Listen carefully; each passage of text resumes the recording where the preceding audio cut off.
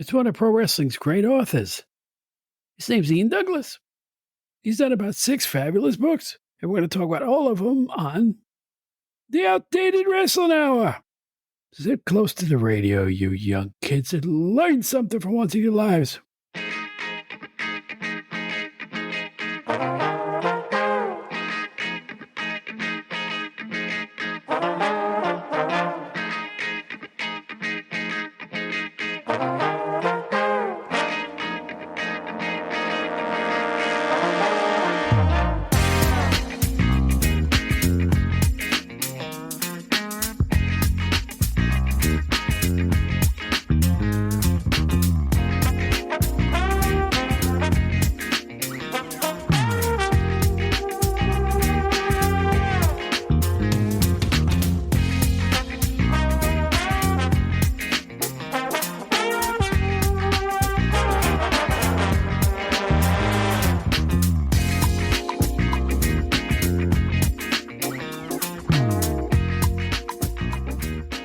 I need a stiff one and about 3 weeks off.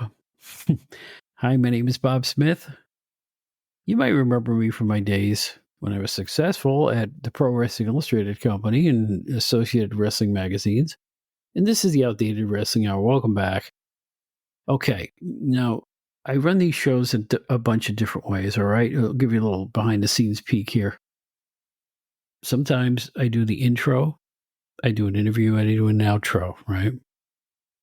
On this particular show, because of time constraints and the 4th of July holiday, which is the period when we're recording this, I did the interview first during the week, and now it's about 2:15 a.m. on a Saturday morning going into Sunday, and it's taken me about 36 tries to do this announcement. Everything that could go wrong has gone wrong. From my brand new equipment to my old stuff to weird sounds in the backgrounds to my dog barking in the middle of a thing because I'm at home. You know, it's just, I know how Brian Last feels every time they bring out that lawn mowing equipment that he has to deal with. But in any event, so this is as late as I've ever recorded a show, intro and outro for you guys. But I'm going to blow my way through this. Hopefully I don't pass out in the middle of all this. I want to thank everybody for the Facebook messages and Gmails I've gotten since I mentioned I had a minor health problem. That seems to be rectified now, and I really appreciate everybody's concern and well wishes, so thanks.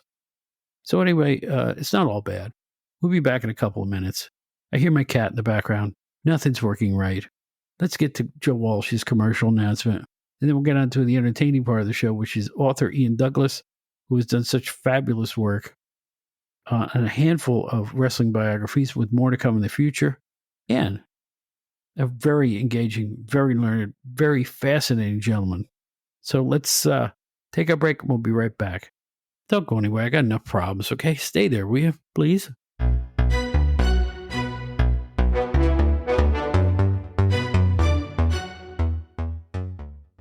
This is Joe Walsh. One thing I do when I'm not playing rock and roll is get on the air as an amateur radio operator. Also called ham radio, is a communication service provided by ordinary people just like you and me. We have a national emergency communication system in place 24/7, 365. Find out more about amateur radio at arrl.org/What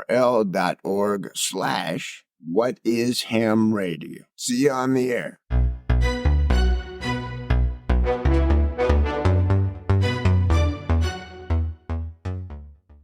Well, it's book time again here on the old Outdated Wrestling Hour. And as you all know, about once a month, I look at books, I look at authors, because to me, in 2024, wrestling books are what wrestling magazines used to be to me. I used to collect all the wrestling magazines as a kid growing up, as you all know. And now it's books because I like to look back at my favorite things because I'm outdated. But here's a guy who is now not outdated. His name is Ian Douglas, and he's prolific and one of the great new voices and authors in wrestling books. How are you doing, Ian? Welcome to the show. I'm doing very well, Bob. Thank you so much for having me on. And lowering your standards to have me on, I might add. No way, man. I'm telling you, folks, as you know, Steve Keirn was on our show recently. And the book says it's by Steve Keirn and Ian Douglas. And I'm reading this book and I'm like, it just, It's smooth like butter. I don't know how else to put it. It's an easy read and a comprehensive history book at the same time being a very personal book about Steve's career, especially the second one when he kind of hit some rocks after the glory days started to wane a little bit. And it's bracingly honest and really informative and important. And I think this is a tremendous piece of work. And that's why I contacted you, because just want to tell you how much I enjoyed it. And I appreciate the compliment, and everything you're telling me is everything that I, along with Steve, envisioned the book to be as we were working on it. So I'm glad that that actually came through, that it actually came out in the wash. Now, I used to be a prolific newsstand wrestling writer, but I don't have it in me to write a book. I just don't. Because first of all, it's so much different than writing a 1,200 word newsstand magazine article. It was a whole different thing. I'm a hack writer. I specialize in punchy headlines and quick, clean copy. We'll put it that way. Tell me a little bit how you got started with all this and why wrestling, because you obviously could write anything, and looking at your background, you have. Well, first, I appreciate that. First thing I want to do is disagree with you, though, because you absolutely have it in you to write a book. The key is to parcel it up into little 1,200 to 1,500 word days, or whatever whatever daily output volume you're comfortable with. And then if you string enough of those together, you've got a book. 30,000 words is going to be 100 pages. You string together enough 1,000 word days. I mean, really, you string together 4 months worth of that. You're going to have a nice, solid 400-page book on your hands. So you absolutely have it in you to do it. Don't sell yourself short. I've seen your work, and you'd be able to do it just fine. Mm. How did I get started? Really, I could give you the short version and the long version, but I'll keep it short for now. I was interviewing Dan Severn for a piece for the West Michigan Sports Commission, and he was very profusive with his words. I only needed him for 15 to 20 minutes. He spoke with me for an hour and 15 minutes. And I realized that if I had a hold of him for 15 or so sessions like that, we could probably get a book's worth of information out of him. He kept in touch. Later on, he reached out to me and told me he was interested in writing a book.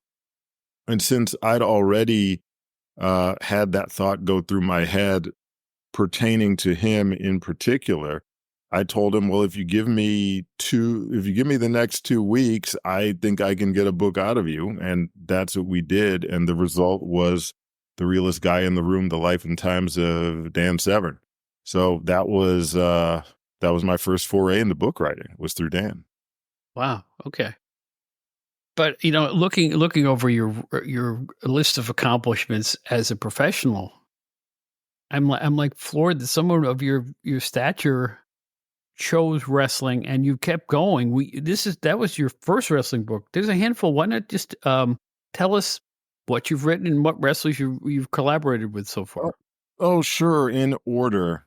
And this isn't necessarily going to be in release order, but in order: Right. Dan the Beast Severn, Dylan Hornswoggle Postel, Bugsy McGraw, Brian Blair. I have Bahamian Rhapsody, the book on the history of pro wrestling in the Bahamas. And then I have the 2 books with Steve Keirn, Keirn Chronicles 1 and 2. And of course, I'm the biggest fan of those 2 latest books. And I'm proud to say I bought them with my own money. I do know when I have an author on, I buy the books. Seriously, because I'm a fan. I mean, I have a library of wrestling related stuff. That would, for me to say, send me a galley or something is almost like, being in the wrestling magazines and go, well, send me your magazines and I'm not doing that. I'm here to support. This is a community. The nostalgia wrestling community is just that. I don't war with other podcasters. There's about 8 of us that do old timer shows, and we all enjoy each other's company. And I just had another one on my show last week. It's a different vibe I have about this. This podcast is meant to be an appreciation of the stuff I grew up watching and later got involved with as a professional. Did you go back? I mean, as far as your wrestling watching, did you watch it as a kid? Were you really into it? How'd you get hooked on it? Oh, man. First time I saw Randy Savage wrestle television, so we're probably talking 86. I'd seen, I'm I'm sure my brother clicking through the channels landed on Hogan and Piper at some point. But the first time I ever had control of the remote and my eyes landed on Randy Savage, that was the most entertaining thing that I'd ever seen in my entire life. And whether he was a baby face or a heel, I was always a massive fan of Macho Man Randy Savage. And so that was my gateway into pro wrestling, and that just continued unabated right up until the present day. So yes, I have, for as long as I can remember, well, as long as I'm remembering as far back as when I was 6 or 7 years old, always been a pro wrestling fan. So jumping into this really wasn't a hard decision then in that regard. Oh, not at all. It was a bit of a relief, because when you think about, and I'm not to say that writing books necessarily made up the margin, but you think about all of the money that professional wrestling that you pour into it as a fan, purchasing magazines, purchasing books, purchasing tapes, buying pay-per-views, et cetera, et cetera.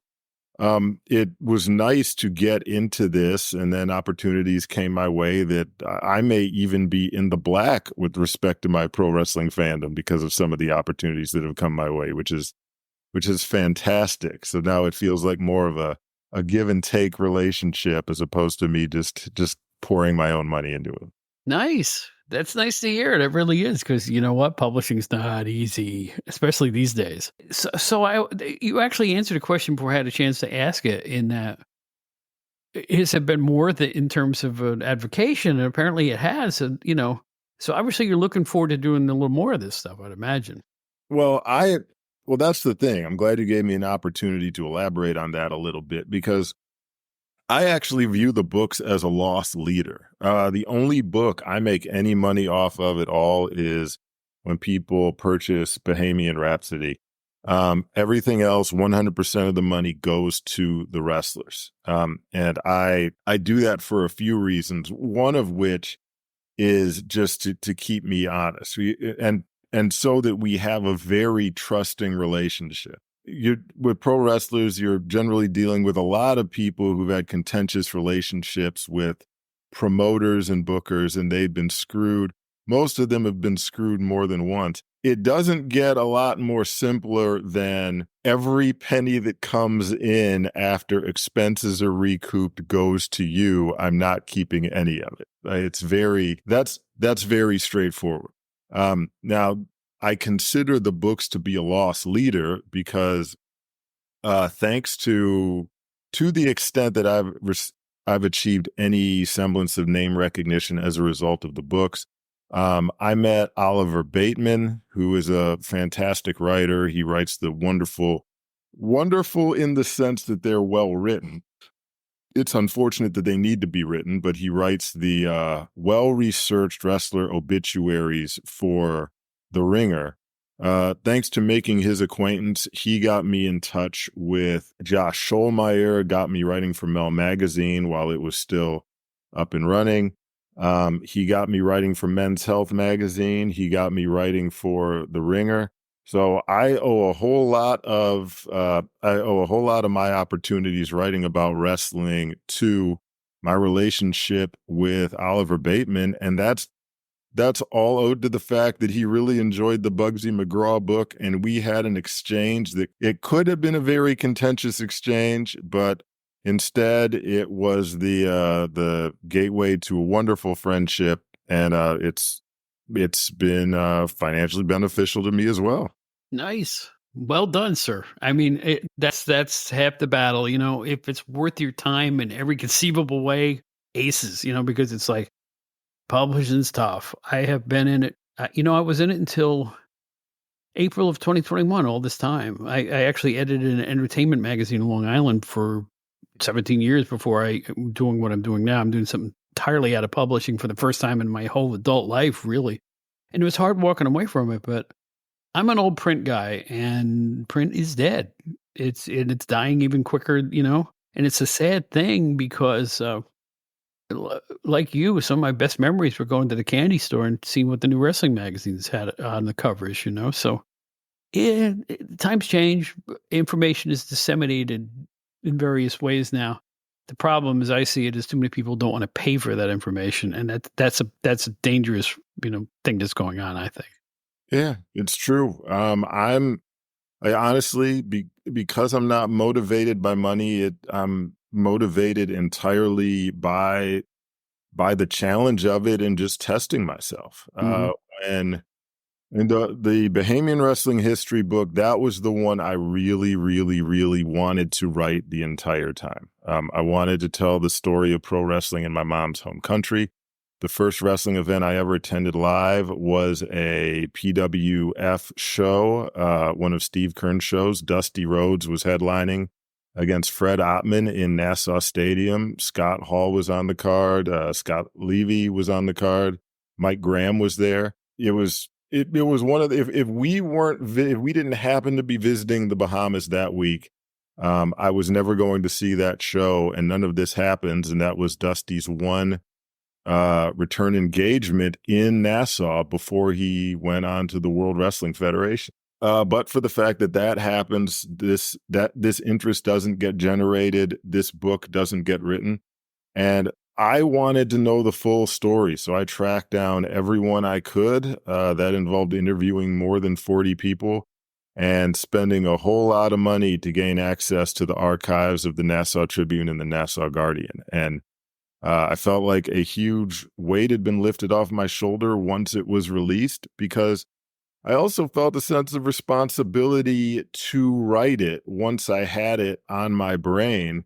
I didn't know anyone else who was going to have the interest. I didn't know that anyone would come along that necessarily had the know-how. Not that I'm that great, but though that the interest and the know-how have to intersect, and the motivation, in order to generate the finished product. And that's how Bahamian Rhapsody came about. And then when Keirn came to me and we started talking about a book, the fact that it was going to be a 2-volume set was what really, a multi-volume set. I think initially Steve said this might extend to 3, and we decided on 2. But that was what really intrigued me, because it was something that I hadn't done before. And I really wanted to see if we can pull it off. So I'm really grateful that people who I hold in high esteem, such as yourself, consider at least the second volume to be a worthwhile read. No, I've got them both, but the second one brought it home for me because, like I said, it would be easy for Steve to have written a book about his glory days with the fabulous ones, the Memphis time and the NWA success. But the second half of it, well, I'd say 2/3 of the way into his career is when things got a little hairy for him. And a lot of wrestlers go through that. It just amazes me, his resilience and the way you brought it out of him in terms of, he had some tough times. He even wasn't in wrestling for a spell in that second volume, and that knocked me out. He went out and got a job like other people do, and I'm like, holy smokes, I can't even imagine that. So for him to be so forthright, it just blew my mind. It really did. He wanted, I think I know he takes the position that he once occupied. I mean, and he's still a mentor to so many of the Oh wrestlers yeah. that he advised, and they all speak about him glowingly. I've spoken with Natty Neidhart and CM Punk and Drew McIntyre directly about him, and they all absolutely love him and would do anything for him. And I mean, little side note, we were sitting at Steve's dining room table talking about who would be who would be great people to do forward and afterward of his first book. And I started throwing some names around, and he said, "What about CM Punk?" And I shrugged and I said, "If you could get CM Punk, that would be great." 5 minutes later, he's handing me his phone. It's a text response from CM Punk saying he would be honored to do it, and that I should text him and call him whenever I get a chance. And when I emailed Phil emailed me back right away and said, "Steve Keirn is one of those guys that I would do absolutely anything for." So that speaks to the quality of the relationship that he forges with these guys. But getting back to what prompted that is because he sees it as his responsibility to mentor these guys throughout their career, he said he wanted his book to be raw and honest as can be, and to let them know they need to save their money. There are going to be tough times ahead. He felt like he was absolutely bailed out or raptured out of a very tough financial predicament. And but for the fact that he views himself to be extremely lucky and blessed, he might still be in a very challenging financial condition. So he wanted, I mean, obviously he wanted fans to read the book and enjoy it, but he wanted any active pro wrestlers who read the book to be forewarned that they need to save their money, or that they might find themselves in some very challenging circumstances. You know, in the financial world today, that goes for anybody working at any age. The minute you go full time, start thinking about saving. This is way off topic, but it's 2024, and that's a fact. It's an unpredictable financial world out there, and if you don't have a little nest egg started, it's not smart. You know, you really need to do that. Absolutely. You know. So anyway, this is really cool stuff. I don't know what to say. And can I mention the award you just won? You were now a member of the Pro Wrestling Writers Hall of Fame, and I guess in April that was made official. Congratulations on that. Well, thank you. And it's authors. If it was writers, I have no doubt that you'd be in it. But yeah, it's authors specifically, and anybody, according to the guidelines, anybody who's written 4 books of a certain length and type, they're automatically inducted. So, it's very nice to see my name amongst those of some of the guys who I looked up to, guys who I was reading back when I was not necessarily a kid, but late teens, young 20s. Guys like Scott Teal, Greg Oliver, yeah, all the familiar names. It's really nice to be included amongst them. Sure, I can certainly appreciate that. You're obviously are you still a wrestling fan? Are you keeping up with the current product and all that stuff? Everybody wearing long pants goes, that's how the product has changed, right? Entering adulthood, you have a confluence of factors. I just had a kid. I just had a child a little more than a year ago, so I'm a relatively new dad. That's also a factor. Mm-hmm.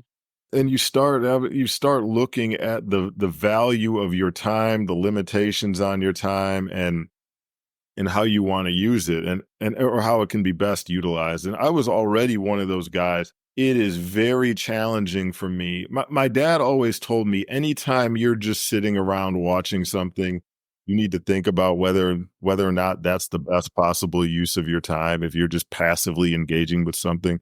So I took that to heart. Even if I was watching wrestling at home, I was usually in front of the television with weights, lifting and working out, or doing homework or doing something. I just didn't want to sit there like a zombie watching it. And now my time is just so limited between work and fatherhood and everything else, and just having projects that I want to get done.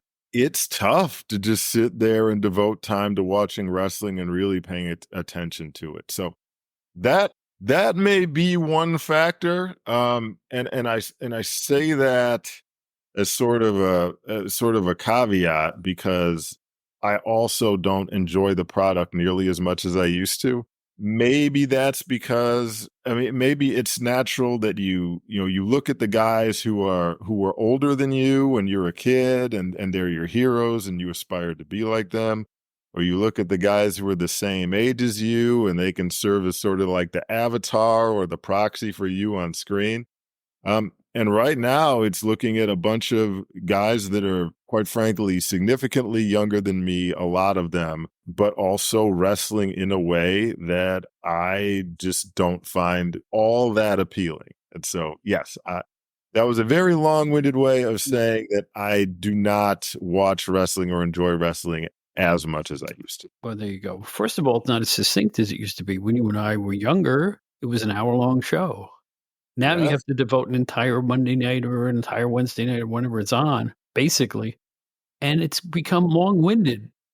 And, it must be the correct way to do it because they're printing money right now. Everybody's very successful, but it's daunting. There are other things in life to do. Another fine writer, Brian Solomon, recently said, man does not live by wrestling alone. You can enjoy it, but you don't have to devote your whole life to it. To watch everything that's on a network right now would take virtually every night of the week. I can't see how anybody can do it, but apparently a lot of people do. So it's just the way it is right now. But it used to be Yeah. succinct. It was an hour, usually on a weekend, and you could digest it quickly, and they made their point, and we'll see you next week. Yeah, daunting is the right word. To truly be an informed fan nowadays, you just need to watch hours and hours and hours worth of content, and I simply don't have the time for it. Mhm. I don't either. I don't. I try to keep an eye on it. I always have. Even in the years when I wasn't working in wrestling, I always watched because it was like I just had a feeling end up doing it again. Same way when I was 12 years old. This is a kind of a funny story. Wrestling used to come on at the same time as church, Sunday morning at 11 o'clock, and I'm about 13, 14, and something inside me said, "I gotta watch this." And not that I wanna watch it, I gotta watch it. I felt it. Somehow I had a premonition that someday, maybe I don't know, I just felt it. So I go to my parents, "Can I please stay home and watch?" They, "No, of course you can't do that." But I kept whining. Around the age of 15 or 16, they finally acquiesced, and I was able to stay home and watch, and I insist that if I hadn't done that, I wouldn't have the knowledge base that's stuck in my feeble brain all these years later, and I can remember Fred Blassie in 1972 thanks to that. But you could follow it and understand that whole organization in 1 hour a week. That was the difference. Now it's like a obstacle course. It's like an endurance test, really. And Yeah. and the same goes for live events. Like AEW will do one taping and then follow it with another taping, and fans are sitting there for 5 or 6 hours, and I'll never understand that at all. Yeah, and guys also, I'm truly sounding like an old man That's here, all right. but I'm old, it's fine. with with the presentation the way it used to be, um, I wasn't allowed to order pay-per-views when I was a kid, Mhm. so, I mean, I don't know that I ever watched a Saturday night's main event while it was live on television, or a Clash of the Champions for that matter, at least not until I was in my late teens. So the point is, I was surviving on WWF's syndicated WWF Superstars and Wrestling Challenge Mhm. for years and years and years, and that was fine with me. And if I was able to go to the video store and rent a video cassette of one of the pay-per-views, usually a year or two after the event occurred, that was fine too. So the wrestlers to me all maintained some sort of an aura. I mean, I'm trying to think. A guy like Dino Bravo, who was there for years and years and years, wrestling on Saturday and Sunday, as far as I was concerned. I don't know that I ever saw Dino Bravo. I never had the visual of Dino Bravo losing a match because I wasn't watching Saturday night's main event and I wasn't watching the pay per view. So as long as I was only watching the syndicated programming, these guys all stayed fresh in my mind and they were all relatively unbeatable. And nowadays, you're watching guys absorb pinfall loss after pinfall loss week after week, and they're blowing through every potential combination of pairings and matches and match participants. A lot of the imagination of it is just lost, and the aura of these guys is lost. I don't view any of them as being these unbeatable wrestlers the way I did in the past. Well, the entire psychology of how it's presented has changed.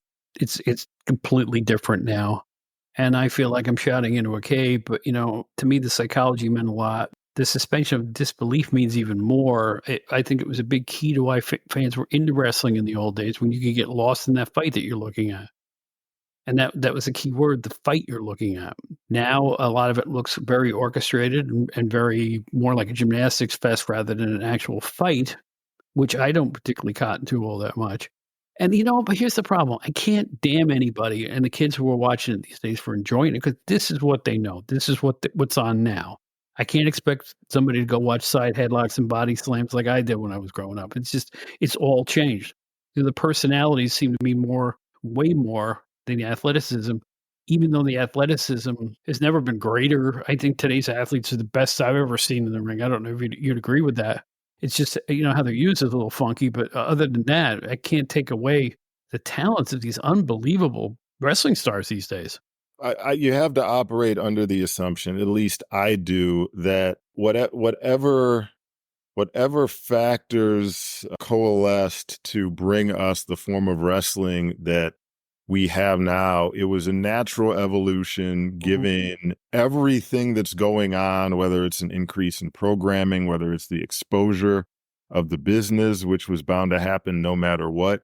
So the wrestlers are incentivized to try to give us things that we know are difficult to do. And what I mean by that is, when I was a kid, and probably when you were a kid, we didn't know that hitting the mat was unlike landing on concrete, because we couldn't just go to the ring and feel what that felt like. We didn't have the wrestlers explaining to us that their bodies got calloused or they adjusted to it. It wasn't as damaging or devastating as we were led to believe. Now we have footage from every wrestling training school showing everybody hitting the ropes, drop down, leapfrog, take a bump, pop right back up, do it again, do it over and over and over again.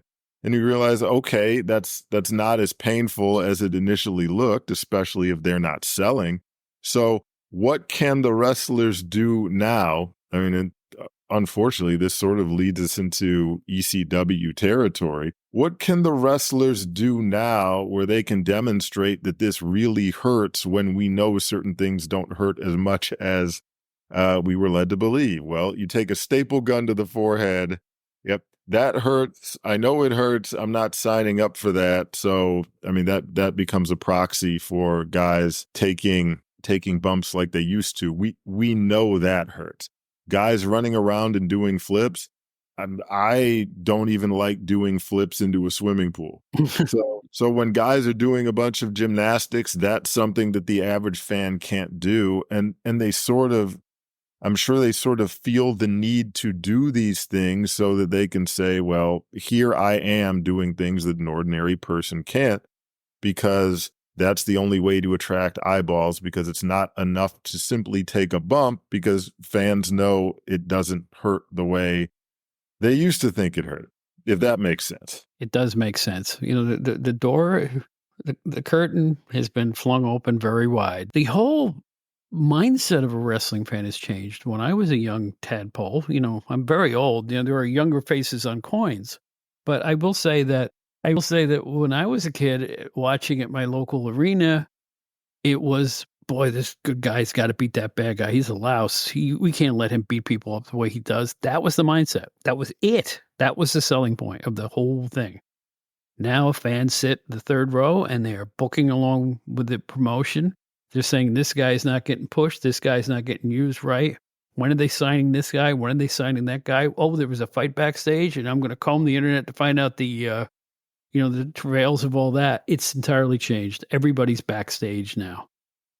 Again, it's a different mindset, but how can I complain about it? Because they're putting money hand over fist. I mean, they're really successful. It's just the times have changed, even if I don't find it as gratifying. But thank goodness for old videotapes and YouTube and the internet and whatever stars were around that I get to talk to on this show, where we can reminisce about the old stuff. Are you a Star Wars fan, Bob? Yeah, to an extent, yeah. You know what? I consider the first one of the most fun I ever had, the movies. And I was literally in a theater. That's how old I am. Told you I was old. And the first one was one of the most joyous, happy moments I remember being a kid watching a movie. I thought wait a minute, I was an adult at that point. I was a young adult, very young adult, but I was an adult. And I remember going to the movies alone because I got jilted on a date or some stuff. And I went and saw Star Wars at my local theater, and I went, wow, they ought to be like this. There was just something about that. They got it. They understood the genre and really exploited it. And it was a wonderful piece of work. So I will always look at that movie as one of my all-time favorites. Yeah, agreed. And the reason I bring it up, there's some guys on YouTube that I generally respect their analysis of movies. The guys at Red Letter Media, and they were talking about modern Star Wars, and you've got the almost a civil war going on. I don't know if civil war is the right term to use, because I think the majority of fans, whether young or old, I think they generally dislike the Acolyte, the current Star Wars offering that's being streamed right now. But they made the point that the Star Wars fans that existed in the 1970s, the youngest of them are in their late 40s. And so they're and the first Star Wars films, you had the Imperials, who generally looked like Nazis. I mean, that's an easy heel. They're presenting this in the backdrop of the Vietnam War going on, and George Lucas said that there was some influence from that weighed into some of his decisions in these movies and the way the rebels were portrayed. Hearing that got me understanding that it's simply a different consumer of the product, and they're not bringing the same life experiences to the product that the older generation brought to it or brings to it. Mhm. And that's just natural progression.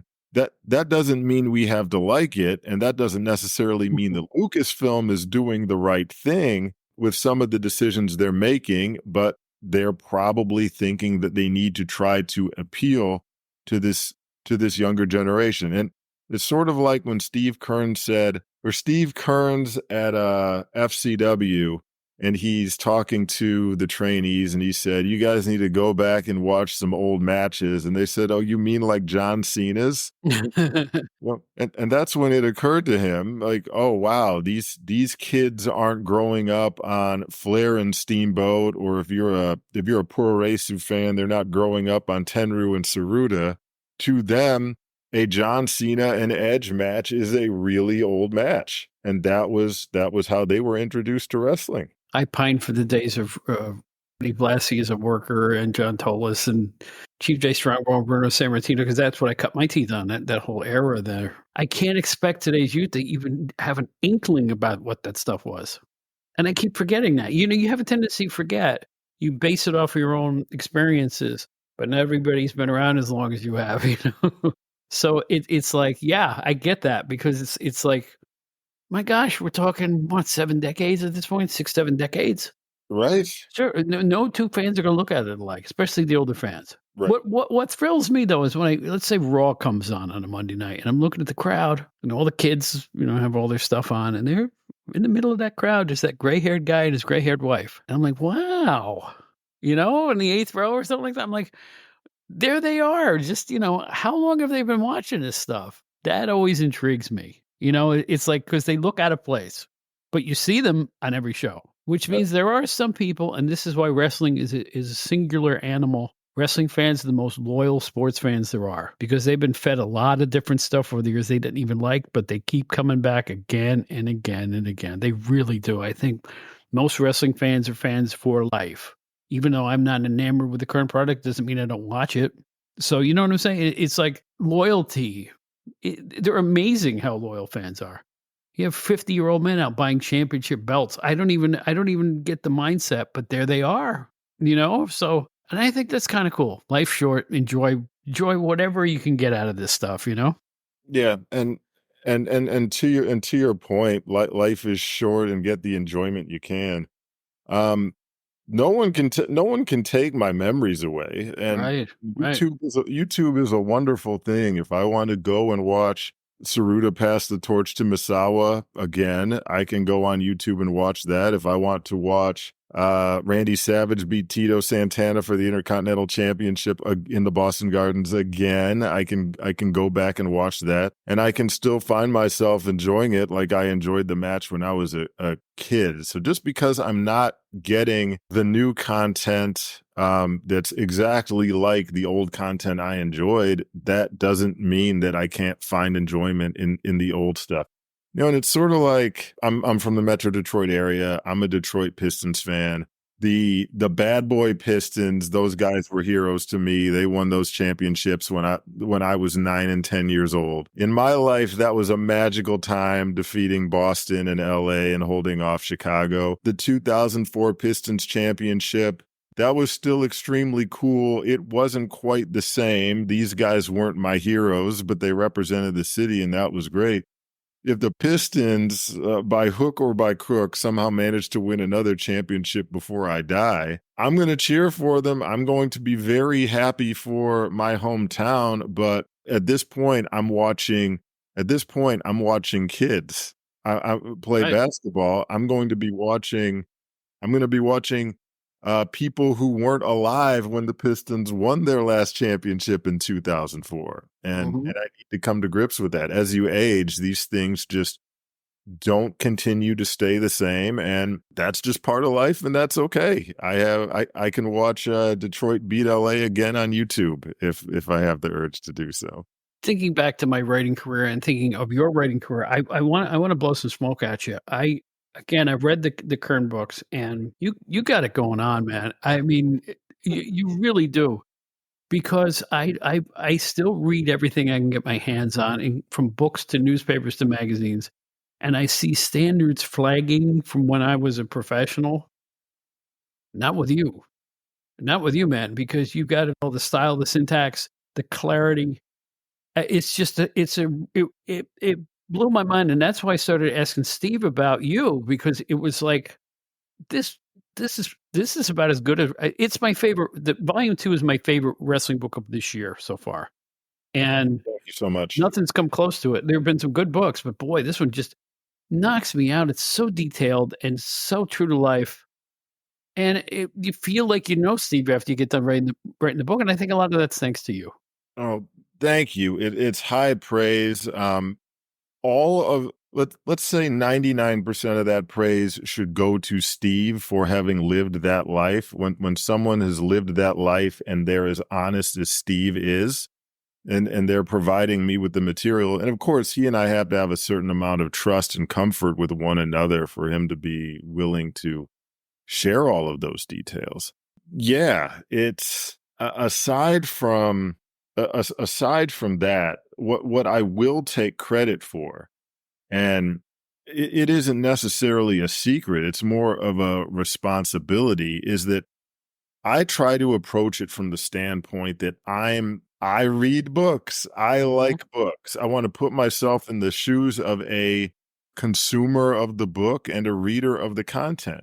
Now that I've been through this a few times, I can absolutely spot when a writer had a recording session with a wrestler, and they went straight through. They let the wrestler jump around all over the place, and then they transcribed it and wrote it up exactly. They let the chips fall where they may, and they just transcribed the words wherever they fell and edited around it. It doesn't matter if we hop from 1980 to 2004 and back to 1990 and up to 2015, because I've only budgeted putting 30 hours of work into this book, and I'm not going to do what's necessary. I'm not going to do what's necessary to make it better. I put myself in the shoes of someone reading it. I put myself in the shoes of people like you that I look up to and whose professional opinions matter to me. I don't want anybody reading this and saying the co-writer, the co-author really dropped the ball on this one. That guy didn't give it his all. I want everything neatly arranged. If a detail needs to be fleshed out, I go back to Steve and ask him. I want the full story to flow as seamlessly as possible and for the readers to get every critical detail. And so that's why your praise is music to my ears, man, because that's exactly what I was going for. I want it to be a seamless, enjoyable experience. You know what I find kind of heartwarming? I ask you about, how good the book is, and you say, well, that's all on Steve. And I tell Steve how good the book, and he says, well, that's all on Ian. So you guys have a real good line of communication going between the two of you, and you both praise each other. So you're both being selfless, but I think together as a team, you have put out an exceptional couple of pieces of work. Let me show you what I got in the mail today. Uh-oh. Now, Mr. Ian Douglas has gotten up. He's going to a different area of the room, fans, and he just got something in the mail. What is it? In addition to a Royal Rumble cap, because Steve was at the Royal Rumble in Tampa earlier this year, he also sent me a stuffed animal gator for my 15-month-old son. When he gets back from the Bahamas, this will be in the crib waiting for him. That's poetic, man. It is. It's poetic. He could have said any kind of a toy, but that's Steve.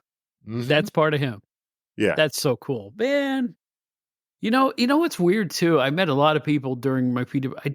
I think I met him once, and it was in passing. I didn't, he was always in a territory where I wasn't around at the point. So I never really got to know him, but I'll tell you what, I'm glad I did now because he's a fascinating guy. I mean, and like you say, the influence, the second book belies his influence because you got Drew McIntyre right in the forward. And the epilogue is Ted DiBiase. That's three generations right there. 4, actually, when you think about it. Yeah. Steve was all over the place. He's far more influential than he's given credit for. And a lot of people just simply overlook the periods where he was a trainer. They don't realize that he was actively training as far back as Tracy Smothers, and also training when he was operating a PWF, that he had a hand in training Midian, that he helped to train Dustin Rhodes, that he helped train MVP in the School of Hard Knocks, and then that it extended up until FCW and into any NXT to some degree. A lot of people, when we talk about this comes up with Brian Blair a lot too, that as we get away from the territories and we get away from, sort of outside, beyond 1992-93, I think wrestling fans of the 80s, especially those who lived through the territorial era, they understood that the guys that they were seeing on WWF programming were main eventers in every territory they wrestled in. And just because a wrestler didn't get a title reign, a lengthy title reign or a title run of any kind, that doesn't mean that they weren't one of the best wrestlers of that era or one of the best wrestlers of their generation. And the way title reigns and championship reigns get prostituted these days, and we retroactively view these things in terms of, that person isn't a Hall of Famer. They didn't even get a run with the Intercontinental Championship. You go back and you look at who the Intercontinental Champions were at the period where it was introduced.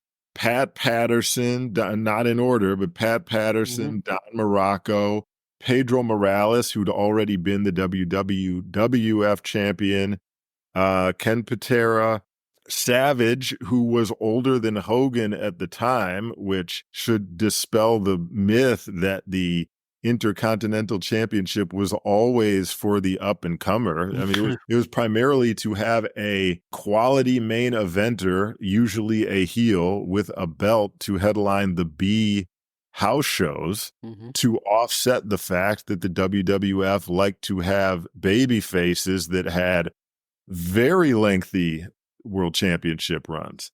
So, the fact that Steve, as Skinner, and which he considered the most fun he ever had in his career, the fact that Steve didn't carry a championship in the WWF or WWE does nothing to dampen the influence that he has on the current roster in the WWE and AEW and beyond.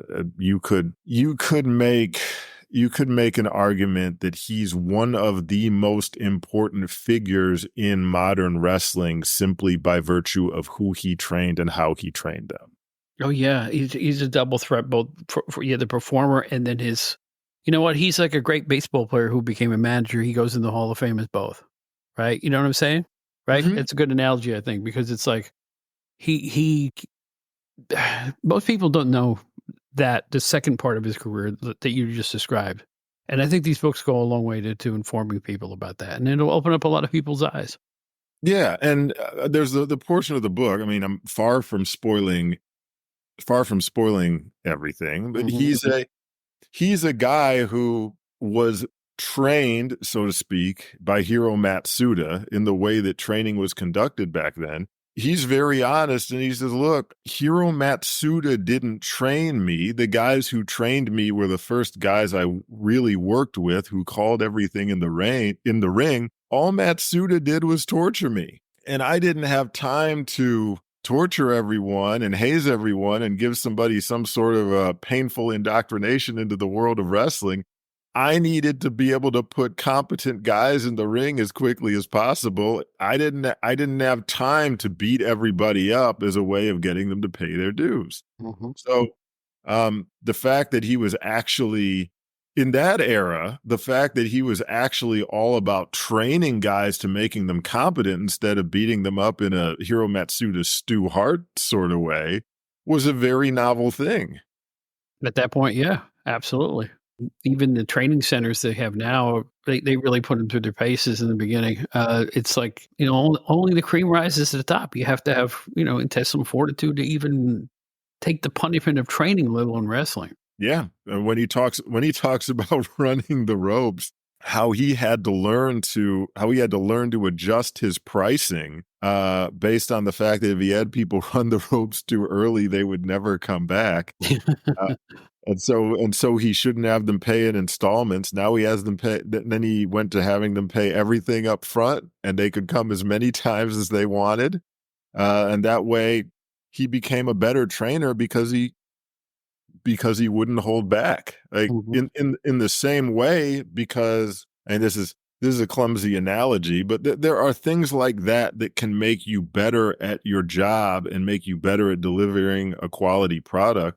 And for me, by foregoing any sort of payment from any of these books, I'm not worried about rushing a product to market. I'm not concerned about skimping on the page count or feeling like I'm cheating somebody out of content or not editing it thoroughly enough, at least with respect to making sure everything is ordered properly and flows appropriately. I think that makes me a better writer and leads to a better product coming out. Instead of churning out the best book that I can churn out in 20 to 30 hours of work, I put no time limit on it and we'll release the book when it's good and ready. In the same way, Steve, in saying, look, pay everything up front and I'll give you unlimited instruction, it made him a better trainer and it helped him churn out better wrestlers. All I know about you is this, my friend. Meeting you for the first time, I will tell you this without hesitation. If you were a chef, you'd be working in Manhattan. That's all I know. That's the quality of what you're putting down. I am telling you. And this is why, folks, the name is Ian Douglas, and Douglas has 2 S's at the end. Type it in the search bar at Amazon and have fun. There's a bunch of volumes there. They're all worth checking out, especially the 2, a fun thing for me is the 2 Keirn books, because like I said, I learned so much through those. But there's a lot more, and there's probably more to come. Am I reading you right? There may be something knocking on your door anytime now. One more book has already been written. Really? Okay. There is another book in progress. So one's written, one's in progress. Ooh, nice. So let's say there are 1.5 books. There are 1.5 books that are sitting around waiting for release. Hopefully both are out by the end of 2026, and then I think I can finally allow myself to take a rest. I like the fact you said 2026. That means you're definitely not rushing it. Brian Solomon, who wrote, did you read his book about the Sheik? It's just a fabulous piece of work. No, and I'm sure it's wonderful. It all goes back to having time constraints. I don't have to read or write. But your point is the point I'm making, in that he's working on another one about Gorilla Monsoon right now. He doesn't have a time frame either. He says, well, hopefully next year sometime. And I appreciate that. That means it's not going to be a rush job just to, to hype it now and get it out as quick as I can. He wants it to be as good as it could possibly be and thoroughly researched. And you do the same thing. So I can't tip I wish I had a hat on so I could tip it to you, my friend. Oh, wait, here's one. There's a hat. I'm tipping it. Okay. Thank you, Bob. I Again, put my work hat on, folks. What can I tell you? very high praise coming from you and someone who knows what they're talking about. And I just hope that the forthcoming works will live up to that praise. Well, all I know is this, my friend. Anybody who can hit me with quality wrestling nostalgia right now, I'm very appreciative of, because that's my jam. And I'm glad to meet you, because you know what? I think the best is yet to come, even though the past is great. So thank you for being here, Ian Douglas. This has been a real pleasure, a real eye opener for me. And go out and get those books, folks. You're gonna thank me. I'm telling you. Well, thank you, Bob. The pleasure's all on this side of the conversation, I assure you.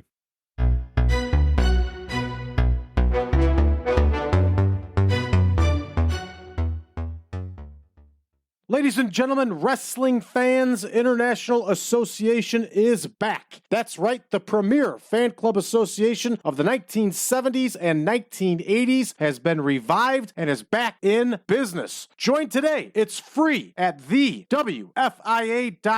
That's thewfia.org. You can also join us on Facebook at facebook.com/groups/WFIA 1969. Well, that appears to be our program. I think I actually got through this one. Oh, I should call up Lou Kippelman and find out what his rates are. It's been one of those adventures, folks. Really, really strange. And now in the other room, there's my cat back, just making mew noises. Reason other than I am making noise right now. As I watch my cat walk toward me, ready to disrupt my podcast. Hello, Bailey. I want to thank everybody for listening and tell you about where to find the shows. We're on virtually every important podcast app. We had little snafu with a couple of the major ones, but we are back on those. I don't know what happened, but we appear to be on them again. You can also hear all of our shows in outdatedwrestlinghour.buzzsprout.com. Every show will be there for time memoriam. I'm not starting a Patreon. All of my old shows will be there whenever you want to hear them, free of charge. Just click a button, read the description, you're off to the races. Also, on that particular page, you can find out about the Outdated Wrestling Hour fan club, where for a nominal fee you can help perpetuate the ongoing success of the show, and my sister podcast, the Outdated Entertainment Hour, which is doing pretty well. I want to thank everybody up in Canada who has been really, really kind to us about that particular program. So thank you, Canada. Thank you, Great White North. Yeah, so it's the Outdated Wrestling Hour fan club. I've just scheduled with the members a Zoom-style meeting, which we were going to do. I don't know if it'll be before or after this particular episode comes out, but it was scheduled. And we always give away a prize or two, or as many as I can dig up. Something wrestling-related, always. We hope everybody's enjoying those get-togethers via the magic of virtual. I don't know how to put it. So impersonal. We're just talking a Zoom-style meeting. Everybody I know does Zoom meetings now. So, is there any other commercial announcements I need to make? No. We got some really great guests coming up, as always. A couple of names you'll be surprised about. Actually, you've already heard one of them, but we have one more in the coming weeks that I think you'll be very shocked and happy to hear on the show. And that's it. It's about 3 a.m. on a Saturday morning. Excuse me, Sunday morning now. I don't see any chickens outside, but all I know is this is as late as I've ever been up doing one of these shows. I hope it doesn't show too bad, or sound too bad anyway. My name is Bob Smith. This is the Outdated Wrestling Hour. Both the Outdated Wrestling Hour and Outdated Entertainment Hour are productions of Bob Smith Podcasts. So until next time, Ringo Starr, man, I'm telling you, those all-star tours are fantastic. You know, it's really cool the way the old timers are holding up, you know? Randy Bachman and Burton Cummings and Edgar Winter and Steve Lukather and Ringo Starr. And a lot of the old favorites from the 70s are still out there kicking. So I suggest you get out there and see them when you get an opportunity to do that. Until then, as Ringo would say, peace and love, brothers and sisters. Peace and love.